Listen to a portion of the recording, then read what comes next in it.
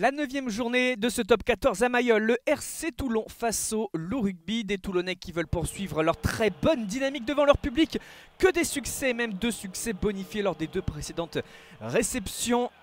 Une équipe de Toulon en forme, mais surtout qui se doit de réagir après la défaite concédée à Toulouse. Des Lyonnais à l'inverse sur une très mauvaise dynamique, qui se doivent aussi de réagir après avoir perdu 4 de leurs 5 derniers matchs. Dans ce début de partie où Lyon a pris le score sur pénalité pour Paddy Jackson, Toulon, à l'image de Baptiste Serin, joue vite une pénalité, se met dans le rythme, veut jouer les coups à fond et surtout vite réagir pour prendre le score.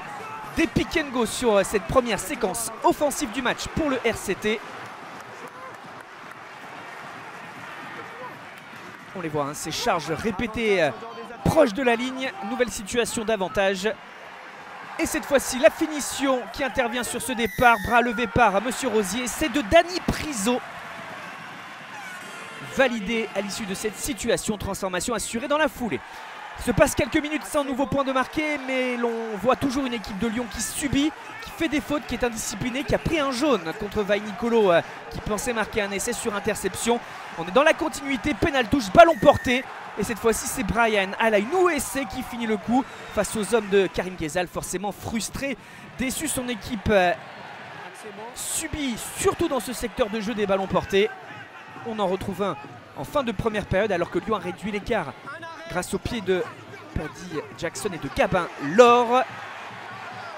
Mais c'est bien le 3e essai de Toulon, signé Teddy Bobigny, pour faire un nouveau break juste avant la mi-temps. En seconde période, le pied de Serin fait de nouvelles différences. Ce pied, il est là pour mettre ce ballon dans la course. Il y a eu un essai de pénalité en faveur des Toulonnais également. Festival offensif, c'est Tariki Tuikouvou qui marque à son tour. On bascule vers l'heure de jeu, on le sent très clairement. Ce match est nettement maîtrisé par les Toulonnais, à qui tout réussit. Ils dominent les collisions, dans les impacts, ils sont sans cesse dans l'avancée. Ils mettent du rythme, du jeu en mouvement. Ces passes-là, encore une fois, qui permettent de créer l'ouverture. L'ouverture profite à Charles Olivon, qui participe lui aussi à ce festival. Toulon a commis une petite faute aussi, entraînant un carton jaune contre Jules Coulon. Supériorité numérique qui profite à l'ancien Toulonnais Giuta Vai Nicolo pour son retour sur la rade. Le Loup sauve l'honneur et réduit l'écart. Mais Mathis Ferté et Toulon, coup de pied à suivre, score une nouvelle fois. Ils ne veulent pas douter dans cette fin de match sous les yeux de Javakia, futur Toulonnais. Dans un match où le Loup, au total, aura écopé de 3 cartons jaunes, où l'indiscipline aura fait très mal à cette équipe. Ethan Dumortier franchit fin de 2 passes qui lui permet de prendre l'intervalle, d'éliminer, vous l'avez vu, Brex. Nouvel essai pour le Loup.